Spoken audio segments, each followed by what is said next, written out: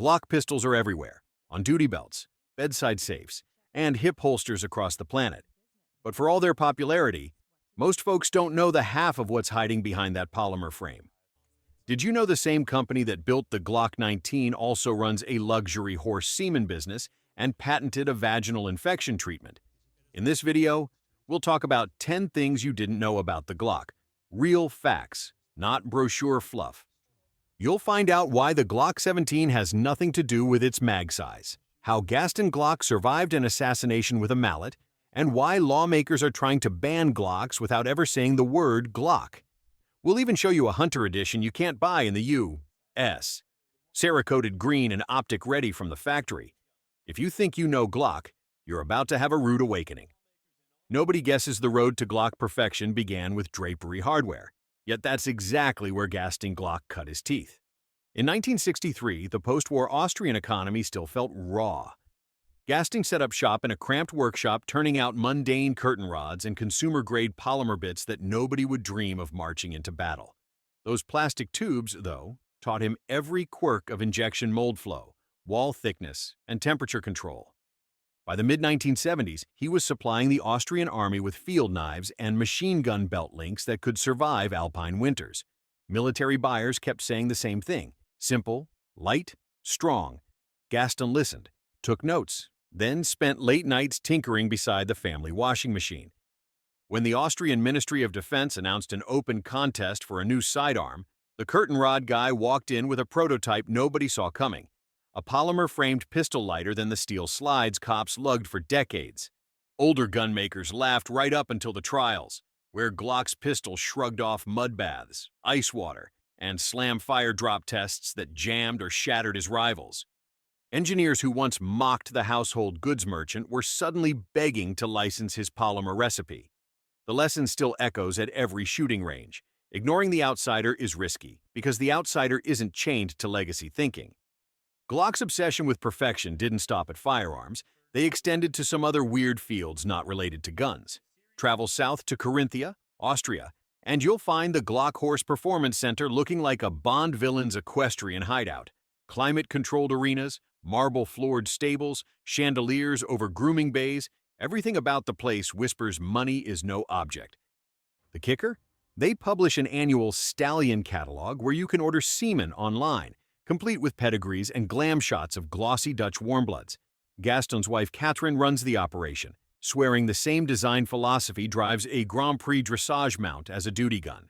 Efficiency, power, reliability, the catalog tagline, perfection in breeding, reads like a cheeky nod to the pistol logo stamped on every stable door.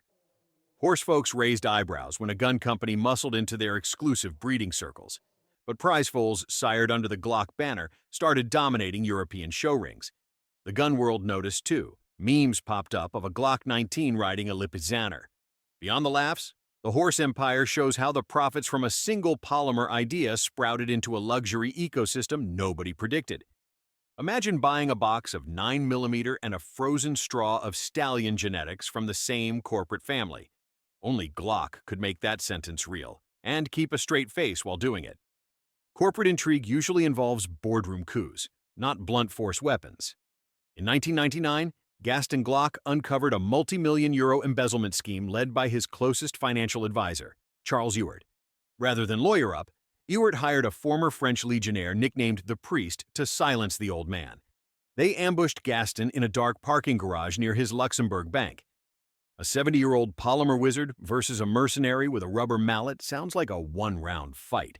But Gaston wasn't built for folding. He blocked the first swing with his forearm, took a nasty gash, then grappled like a cornered badger. Adrenaline and pure rage let him reverse positions, knock the attacker unconscious, and walk, bleeding but defiant, to call the police. Doctors counted 7 head wounds that could have killed him, yet the inventor refused to stay down.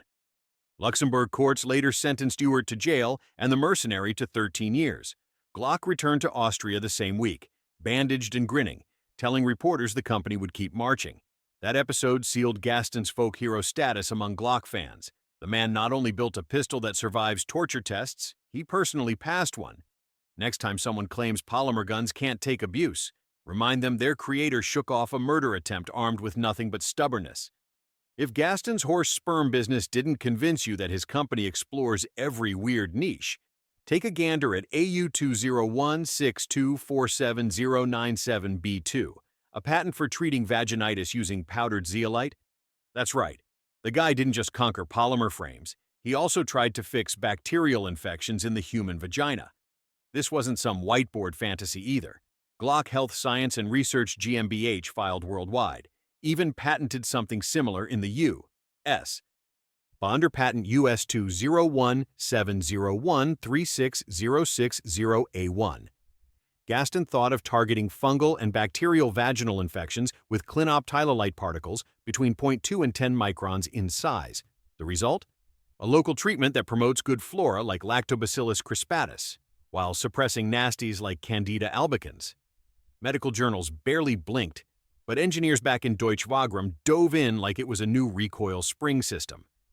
They approached vaginal pH swings the same way they handle slideware, control variables, build tolerances, stress test the limits. Critics said Glock was just patent hoarding. Maybe? But guess what?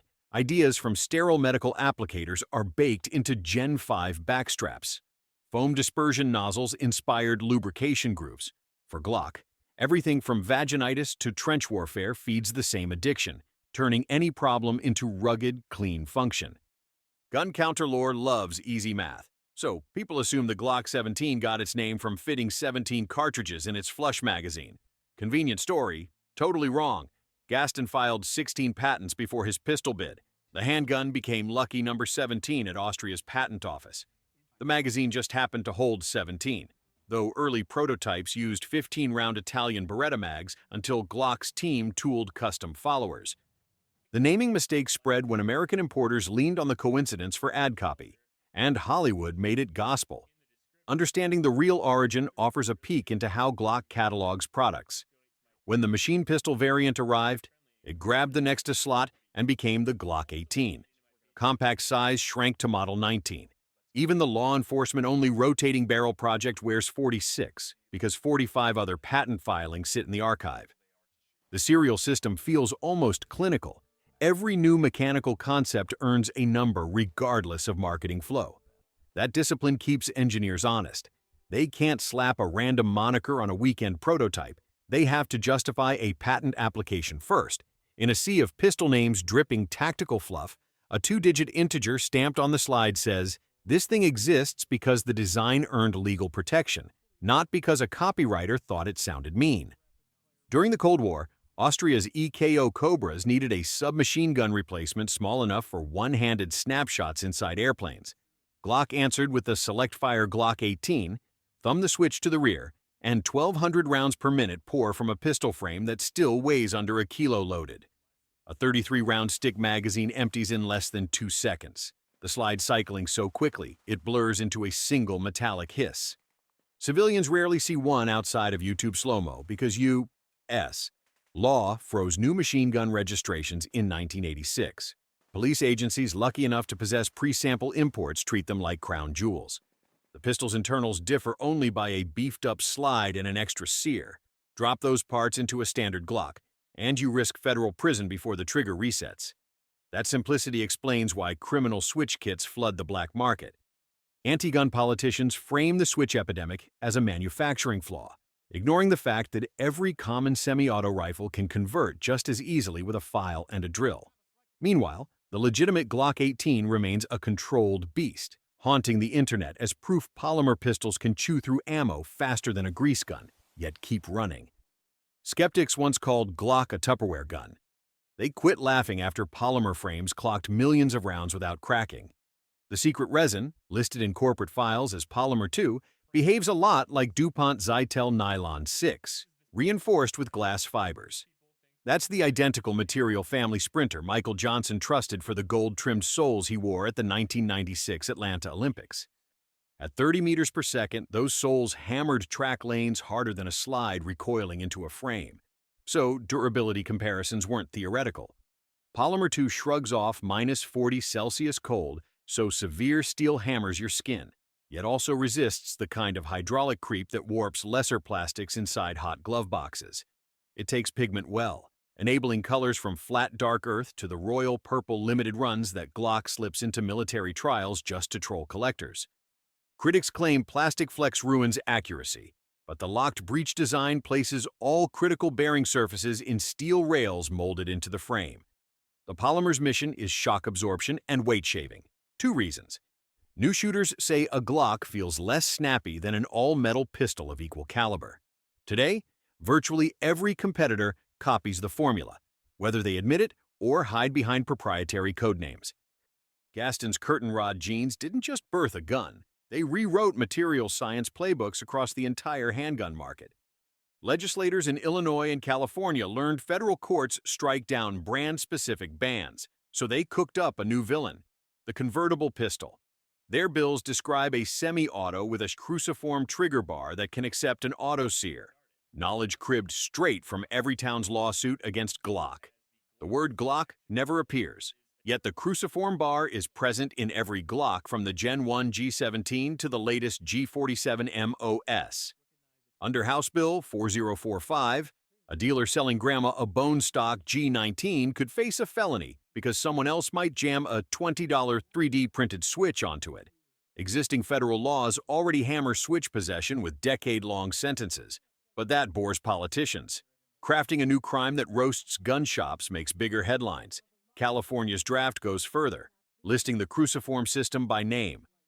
That wipes out Gen 3 sales, the only models left on the state roster, strangling parts support for free state owners nationwide. Anti-gun strategists admit the move is a proxy war, cripple Glock's civilian footprint, then pressure the factory to redesign everything, hoping cops follow. Glock fanboys brush it off at their peril, lose the Glock ecosystem, and the aftermarket that feeds side-hustle armorers, holster molders, and shooting school rentals collapses. Today's quiet definitions become tomorrow's nationwide playbook, unless owners bury lawmakers in phone calls rather than memes. Red dots took over carry pistols, but most mounts rely on adapter plates that stack tolerances and snag clothing. Glock partnered with Aimpoint to machine a shallow trench, dubbed the A-cut, directly into select slides. The Aimpoint COA optic nestles so low you can still co-witness the factory irons, and two beefy recoil lugs mate steel to steel. Gen 5 G19s, G43Xs, G48s, G47s, and duty-sized G45s ship from Smyrna with the dot factory torqued, laser bore-sighted, and ready for zero confirmation.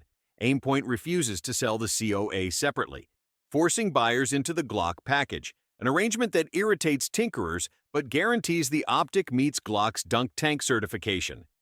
Competitive shooters predicted MOS pistols would eventually drop plates. The A-cut proves the guess correct and hints at a future where modular optics join slides the way Picatinny rails join dust covers. Once again, the polymer pioneer sidesteps legacy hardware by engineering around it, not by stacking gizmos.